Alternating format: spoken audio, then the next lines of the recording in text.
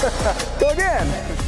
3, 2, 1, live. Welcome back. You are listening to the Movement for Life podcast, where we talk about ways to keep ourselves moving throughout our life. My name is JR. And I'm Kolby. Welcome back to another edition.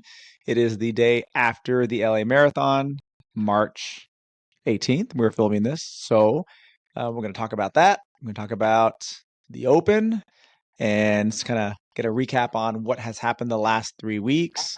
Colby's on a trip right now, so he's going to tell us what he's doing. And I guess before we do that, we can talk about what we did the last week to move. A lot of stuff. Yeah, I got a haircut. I got a fresh, short Sure hair, did. no beard look going on, which is great.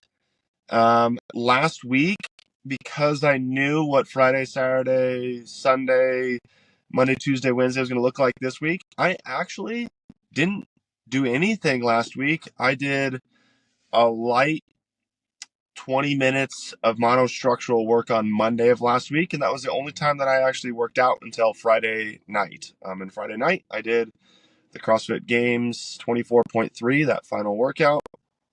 And then Sunday, I ran the LA Marathon. Yay. Yes, it was done. I finished. And now I'm on my way to go snowboard for a couple of days. Yes. Awesome. Okay. And so now I'm on my way to go snowboard. So that's what my next couple of days of exercise looks like. Awesome. What about you, Mr. JR? Well, I worked out a lot last week in preparation for the final workout of the Open. So I did a bunch of like lifting to make sure that my body was ready for anything heavy that might have come. And on Tuesday, we did tons of chest to bar and muscle ups, which ended up being a big part of that workout. I was very sore on Friday. You nailed like your Tuesday workout that you did that you talked about was like yes was exactly on for Friday's workout. Yes, I was very lucky that I had an intuition that it was going to be the movements that we had. So I was able to warm up heavy thrusters as well on Wednesday. I did heavy cleans. I just focused on just getting some heavy load work, on some heavy loads of squats and thrusters, and it paid off. But I was very sore on Friday morning, and I was scheduled to do that workout at 9:15, and I didn't know if I was going to be able to do it. It took me about an hour to warm up, but I did it, and I wasn't as fresh as I would have liked to have been, but I did good. And currently, I think last time I looked earlier this morning, I think I was at the 90th percentile for my age group. So it looks like I'll be for sure moving on to quarterfinals, as I'm sure you will be as well. And mission accomplished there. But I will tell you that I was so extremely sore, more sore than I can remember in any memory from one single workout ever. Well, my legs were just I feel like you did that workout a couple of times because of Tuesdays where you did exactly that workout. I feel like that just went it right snowballed for sure.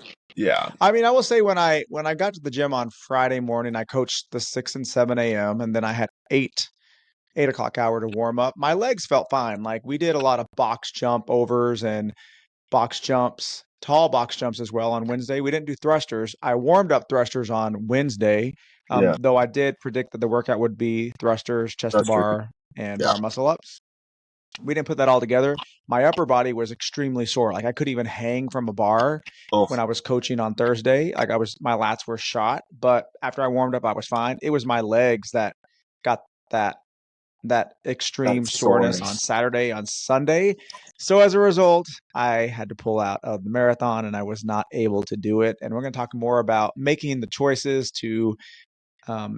choice to listen to your body. And in the past, I have not done that. And every single time I've not listened, I've injured myself. So I had to make the call. So we're going to talk about that a little bit more. So I was bummed about that, but at the same time, I felt really good that I was able to make a decision that was Yeah. better for my overall health versus feeling the pressure to do something because I'd said I was going to do it. And Yeah. that's not always the best decision. Yeah. Sounds like that was Better today. like a learning experience for you for sure. Of like Yes. in the past, you probably would have been like, I said I was going to do it. You know what? I'm just going to do it no matter how I feel. And then an Yes. injury comes up because of it. And, now you live to play another day. It's true. Yes. So I'd feel like it was a victory, especially after the episode we had last week where we just, talked about being truthful about what we really wanted. And I didn't want an injury. And as much as I would have liked to have done the marathon, it wasn't as important to me as the open has been. It wasn't as important for me to risk safety going into knowing I'm going to go to quarterfinals. So I decided to just make the call. So that's kind of what I just Cool. rested yesterday as much as I could move. I did. I walked the dogs a lot and it was painful, but I feel much better today. At least I can walk around and it doesn't look like I have a limp anymore. I definitely have a limp. Yeah.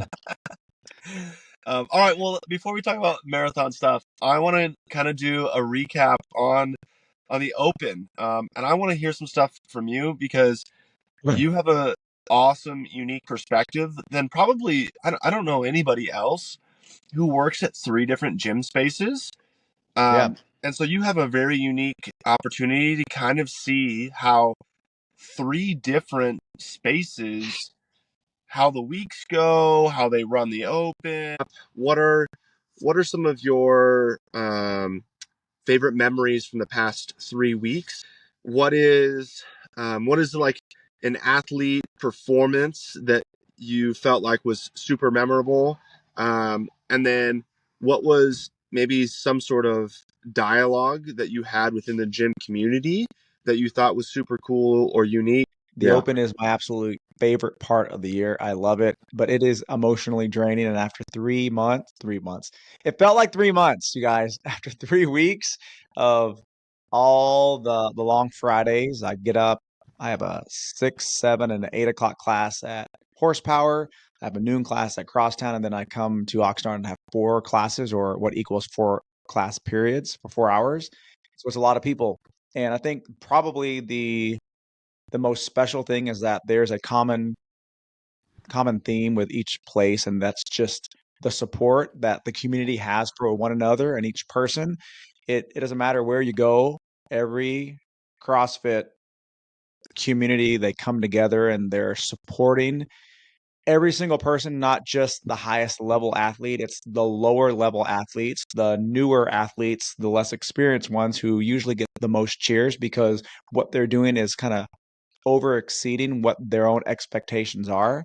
And usually those folks don't believe that they can do something like the Open, even though everybody else around them sees that they can do it. So, the people who are cheering them on are believing, hey, you can do this. We see what you do in class. They're, the person themselves, the individual is usually the one who needs that extra reassurance because they go in not knowing what the Open is and terrified that it is something that it's just out of their ability, which it's not. And so Yeah. that's the one thing we saw. Like no matter where we're at, no matter what athlete was competing, they all have a level at which they're able to do the workout with safe movements. And that's probably the most special thing that I love about the Open, just seeing that camaraderie and the community support. It's wonderful. Each place is very different. Like I feel like at Oxnard we had the intramural games. So we Mm. had everybody sign up and we split them into 2 teams, which are we finding out today who won? We will find out today, so it'll be released before this episode airs. Perfect. Look at um, your emails today if you're an Oxnard Movement member, Sure. or from Monday. We'll announce it. One of the teams, either red or black, will be getting a banner with all of the members' names on it hung in the gym to stay forever. Yeah. So I will not give any Yeah. clues as to who won or lost that race. It was a Great. There's very, no very loser. There's close. no losers. Yeah, so that's I think that Oxnard, the way that they create this kind of inter team quote unquote competition is great. The other gyms didn't have anything similar to that, but the common thread is just coming together, finding a way to bring folks, whether there's food involved or they go someplace Mm, afterwards, have a competition. It's all under the guise of the same principle, just being together as a gym family. yeah. And then let's see, you ask about one particular moment. Oh man, like Yeah. I that mean, maybe give that us would a be couple. I know that that's hard over 3 weeks and three gyms, but a couple of yeah. highlights, whether it's Oxnard or Crosstown or even maybe it's your own performance in one of the things that you remember. Yeah, I mean, me myself, I was super proud of everything I did. I did not repeat one workout. I didn't need to, and I think this is probably one of my most successful opens. Not only performance, but just the way that I felt, with the exception of that last workout that really did me in. I My back has been great. Usually my back is just barely hanging on, if not have already been shot by the time we get to week 3. Yeah. So that has been wonderful. And I guess the preventative measures that I've been taking have actually been working. So that's All great. right. Yeah. Your mobility, your prehab, folks, that kind of stuff does pay off. So stay with it. Uh, um, let's see. I'm trying to think of any. There's just been so many people who came through who did such a great job. I'm going to say Jessica from Oxnard. Her and her husband Tomas did this. I believe it was both of their first times. Yep. It was both Jessica of for their first sure. times. Yep. Yes.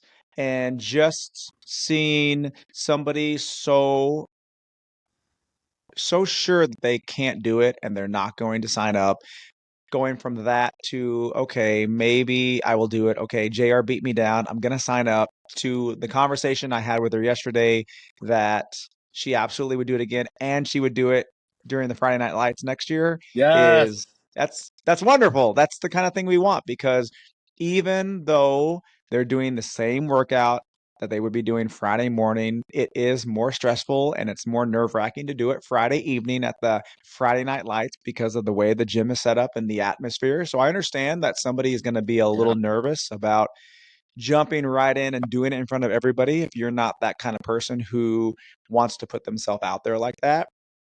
But Yeah. kudos to her, and I think that that is one of the things that makes me most proud. So I'm going to say Jessica is one of my top picks, because that makes Cool. me very proud that she enjoyed it that much, and that she took the faith that what I and the other coaches were saying, reassuring her that she would be able to do these workouts, and Yeah. she is strong enough, and the fact that she's feeling really confident with her performance, that is the win. That's what the Open's about, right? Yeah. Absolutely. Yeah, and then I have been really, really impressed with the athletes at all the different gyms. There's not one. I can't really think of just one person that stood out over the 3 gyms. There's several other stories like that from other places. Cool. There's an athlete at Horsepower named Nikki, and she's a older athlete in the 55 plus group who Cool. also has never done this before, and she comes and Wow. was doing it at 6 a.m. all 3 Fridays, and again, like didn't really wasn't really sure that she could do it, but she signed up and she did it. And today I talked to her and she wasn't really that sore. And she's like, you know what? Like I had a blast. This was great. Like I should have definitely tried to come during Friday Night Lights at that gym. And she said she would do it again. So that's great. I'm just really proud that everybody came away, at least everybody that I know came away with some kind of success story, a feeling that they accomplished something. And that is, as a coach, that's all I can ask for. Yeah. Totally. That's a win. Big win. Oh, same. Like there might be listeners that are very similar to Jess that might be in Jess's position of Oh, like, yeah. hey, I didn't think I could. I don't think I can. I didn't sign up this year, or I'm worried about it, or even like with that CrossFit in general. But if you are a Jess, like you can do it. Like, and she just proved that. And she came back to us and said, hey, I'm so glad that I did, and I will be doing this again in the future. Um, if we didn't think that there was value to it, we wouldn't ask people to do it. We wouldn't ask people. Um, but it helps build some resilience, and it builds a little bit of confidence in yourself as well, and especially like man, I would not characterize Jess as somebody who's not a confident person. She carries herself very confident. Oh, very But a much. really, Yeah. really cool thing is being able to build confidence in something that we're just learning. Like the fitness world and the exercise world is a very new thing for her. So she's building up that competence. And she's actually built a really good base of competence. Like she knows her things. And now it's developing some of that confidence for her as well in that realm. Yeah, and I do want to say along the conversation that I had with her, with Mary, some other athletes who were just Yeah. a little nervous about coming to Friday Night Lights. It does feel different. It can be a little scary, but that's important environment to put yourself into because there's going to be other times in our life when we're put in situations where we feel really uncomfortable or we kind of have to take a leap and Yeah. be in front of people or do something that we're not completely sure about, and that's just a great experience to be a part of. And you learn a lot about yourself by putting yourself in that environment, the fight or flight. Are you going to step up to the challenge or like, oh, maybe I do need to work on, being in front of people a little bit more, putting myself out there. So it's a Yeah. valuable experience. It's not just for the sake of we're doing this on a Friday evening.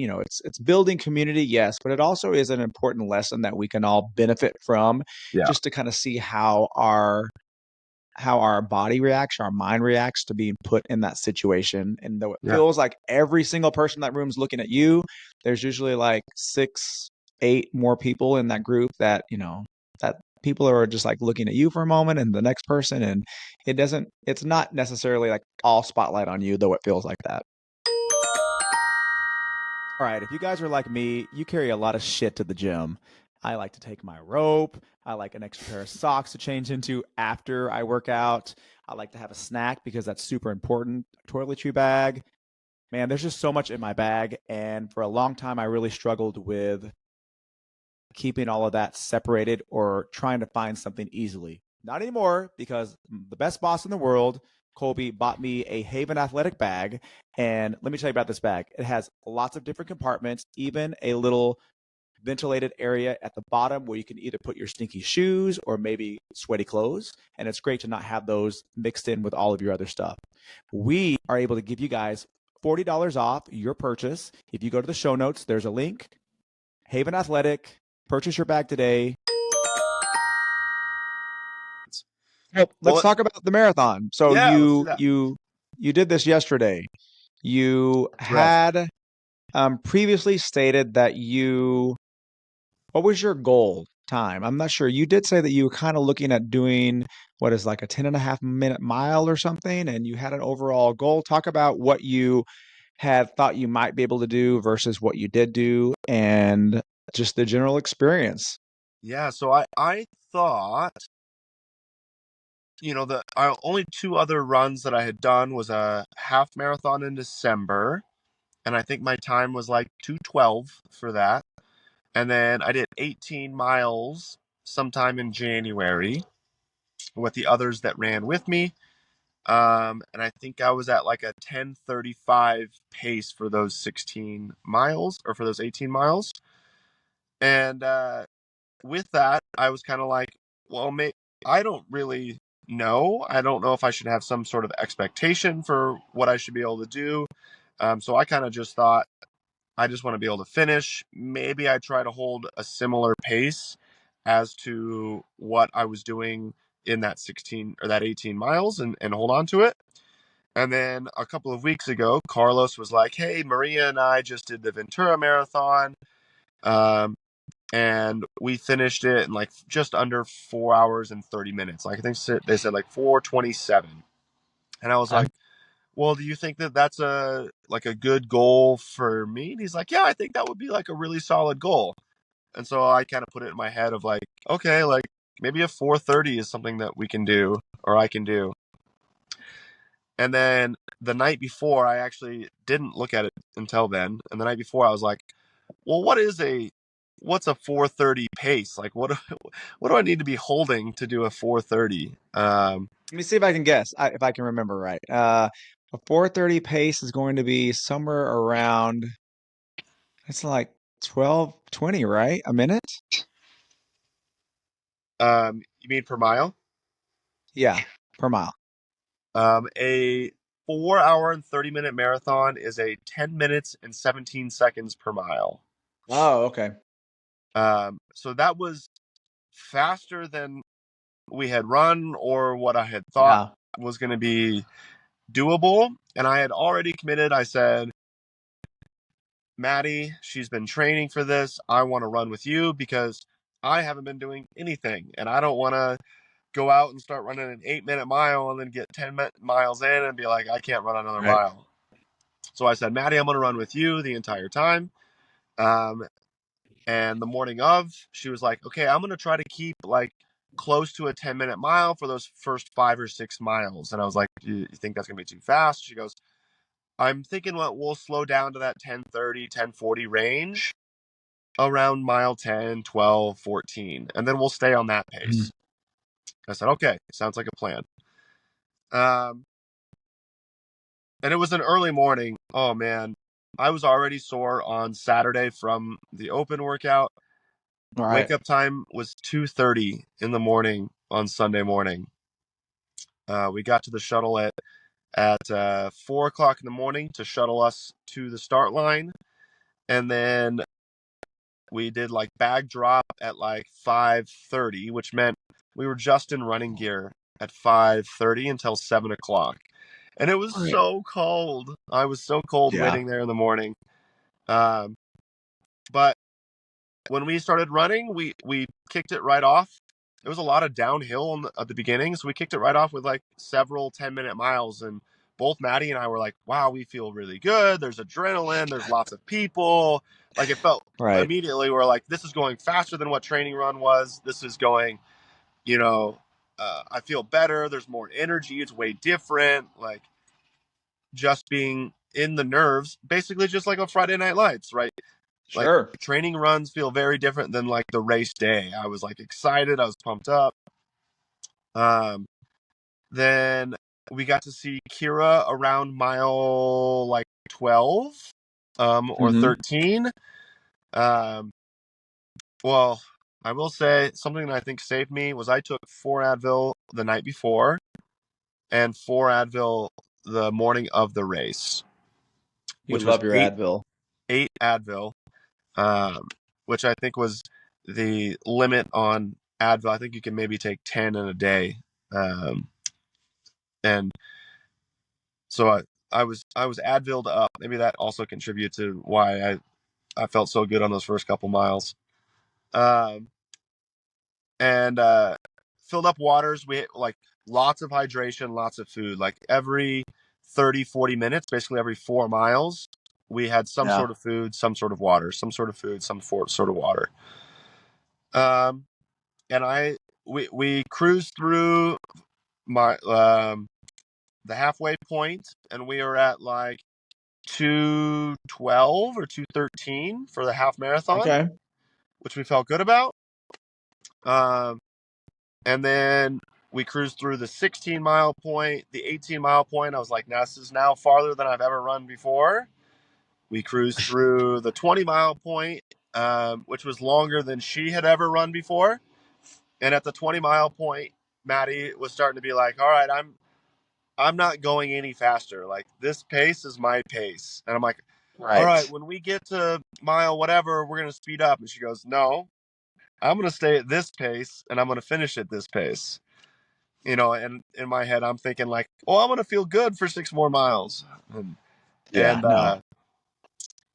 Tyler and Casey actually passed us at some point during that race.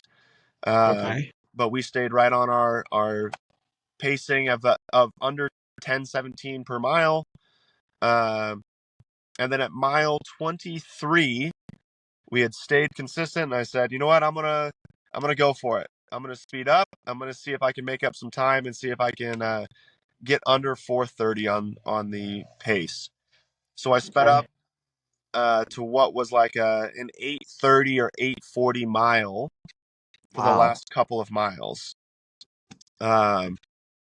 And that felt good for mile 23 and 24. But once I got to mile 25 and I had like 1.2 miles left, the course ended up being uphill Oh no. And my I'm so glad that there was a ton of people around cheering because my body and my brain was like, yeah, stop. You need to slow down and like walk.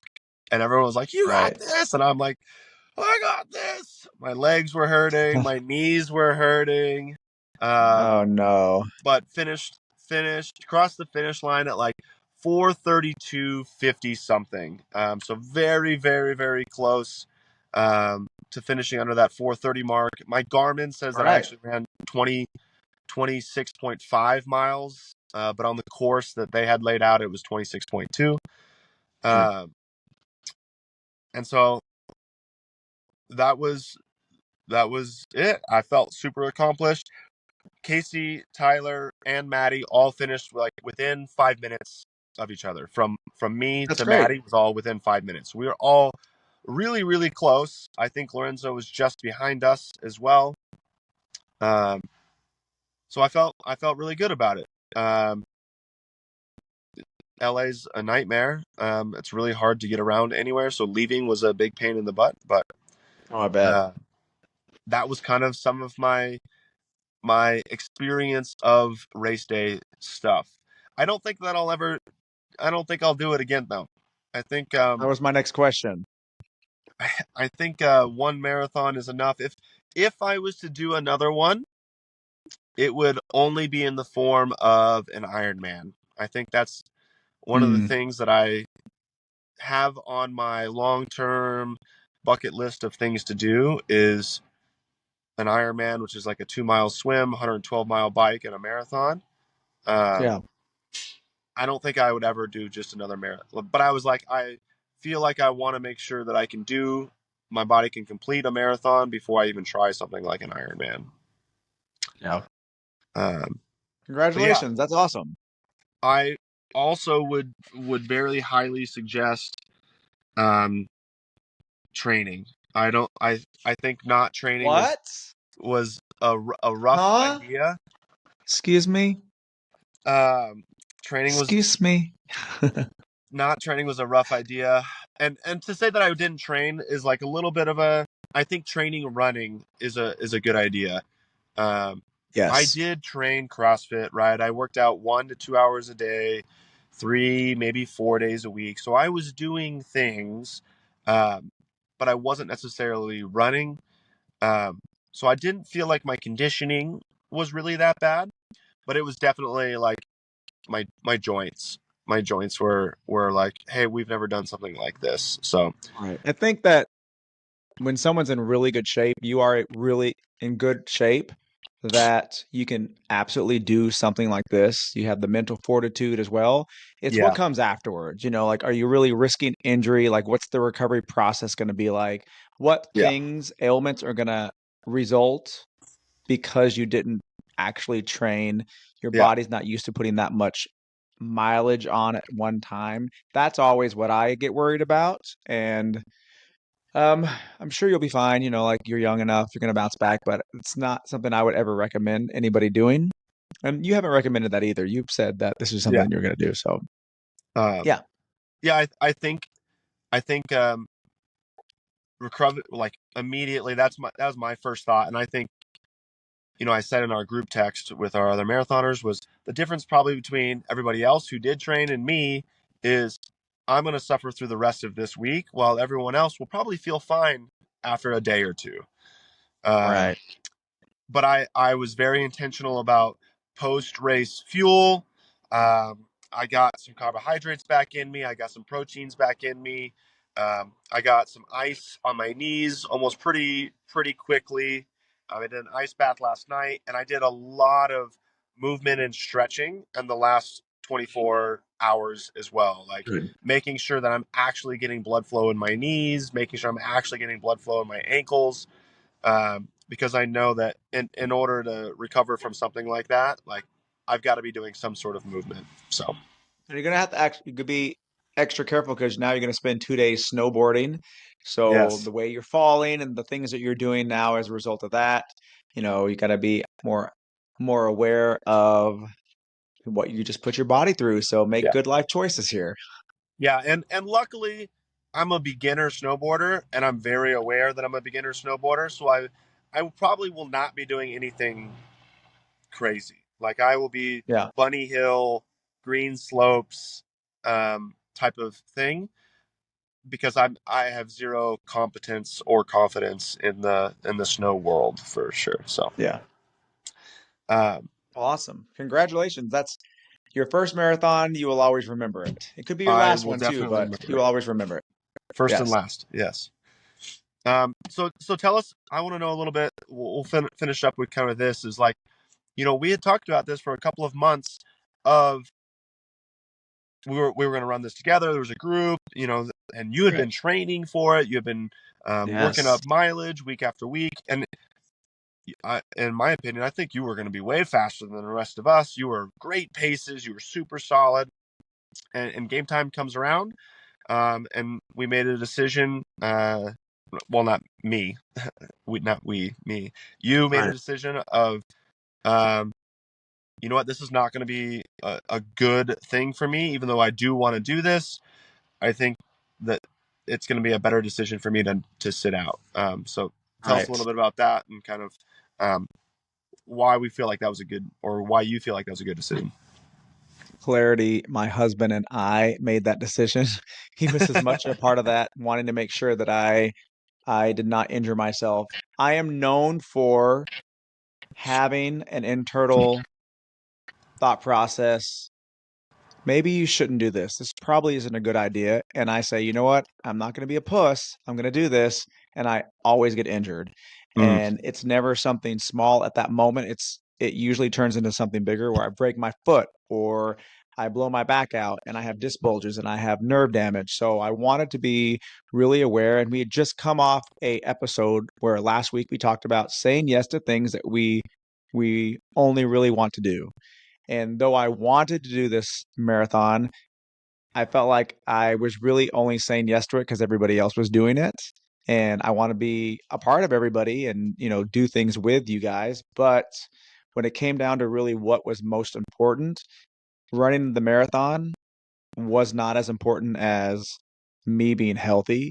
I feel like I came off, like I said, my most successful open, and I'm yeah, very happy with that. But it wasn't worth risking something potential. And I will say my left quad in particular was super tight. I when I finally did get myself down on the ground to stretch, and when I say it took me a good hot minute or a minute and 30 seconds to get down, it was rough. Like I was that extremely sore. For me to like sit on my knees and lean back and try to stretch my quads, my left quad felt like it was so close to tearing. It was yeah, so tight and I just didn't feel comfortable. I tried like getting up and like jogging like down my carport, my driveway. I could not. I could not even do like a fast brisk walk. yeah, And Saturday I went to the gym and I did 100 calories at a nice slow pace trying to like break up the lactic acid. I stretched for about 30 minutes and then I sat in the steam room for another 30 minutes and it just didn't seem like it was giving me any relief. And so drinking lots of water and eating as if I was going to do a marathon just in case I felt better. Cause I talked to a couple of people and they're like, like I think that if you just get up like after what you've done today to try to like break the lactic acid up and like the preventative measures, I think if you get up in the morning, you'll be able to do it. I got up. It's like there's no way I can do this. And yeah. so like I'm just gonna go back to bed. I'm gonna relax. And I did not get up from bed on Sunday probably until like 12:30. It Wow. was like I was extremely tired and just done. And I Yeah. felt I felt great about it. I felt really good about the Good. decision, like knowing what we kind of talked about and knowing that I'm the kind of person who says yes to everything always. I felt really good that I said no, I'm not going to do this. I felt really good about I don't feel good that I, went through weeks and weeks of like, I'm going to do all this training, do the training, talk about it, and then not follow through. But I feel in this instance, it's one of these important life lessons for me to be able to just stand up and say, I have to really understand what is important at this moment. And Yeah. with the history I have of not listening to my body, I'm going to listen to it this time. So I feel great. I feel much better today. There's without a doubt, I would have been out for like a week, I believe, if I had ran this marathon. I would not be sitting here today Yeah. doing this podcast. I would be at home Yeah. in bed. Yeah, totally. Man, I think that's such a huge insight too. Because guarantee you, you're not the only person that says those things to themselves, right? Like you're not the only person that's Right. like, oh, I'm gonna not be a puss and I'm gonna do it anyways, and then gets hurt. You're not Yeah. the only person who's like, yes, yes, yes, I want to do this, yes, I want to do this, and then like comes down to the wire and serious injury happens because they said yes to too much stuff. Right. Like that finds being able to make that good choice amongst like amid that kind of scenario, it is really valuable to be able to reflect back on and be like, hey, I felt like I really did make the good choice here, and like encouraging others to like make those good choices too. Right. And like, yeah, there's a difference too between saying, oh, I got nervous and I backed out, and Right. saying like, you know what, I really feel like I could get hurt doing this, and that's not, I want to not get hurt more than I want to do this.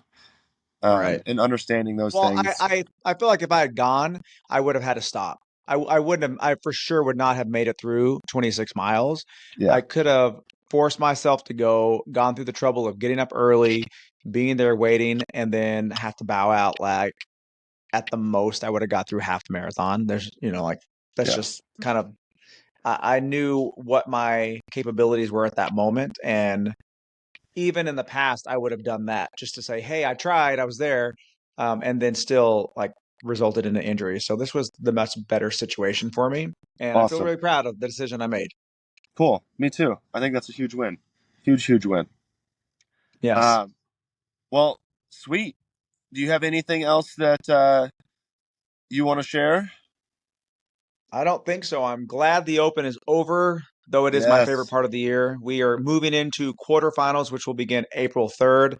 So congratulations to everybody who is going to be moving forward with that. So for many of you out there, though your journey in the Open is over, there may be several people at your CrossFit affiliate who will continue. So make sure you're supporting them, giving them a lot of encouragement because, like I said, the workouts will get more difficult. The weight gets heavier. Everything's a little bit more complex as we're trying to weed out the highest of the athletes in that category. And it's going to be a great time. So I look forward to do that with my team and just continuing to enjoy that process. It's been great so far. Sweet. I'm looking forward to it too. Yeah. Okay. We will see you all next week. Rate us, make some comments. If you got anything to say to me about the marathon or to JR about making those kinds of decisions, definitely shoot us a comment. We're more than happy to respond to any of those comments. Yes. We always think there's good discussion and dialogue around those. Yeah. All right, everybody. Have a great week. We will talk to you next week and let us know what you think. See you next time. See you next time.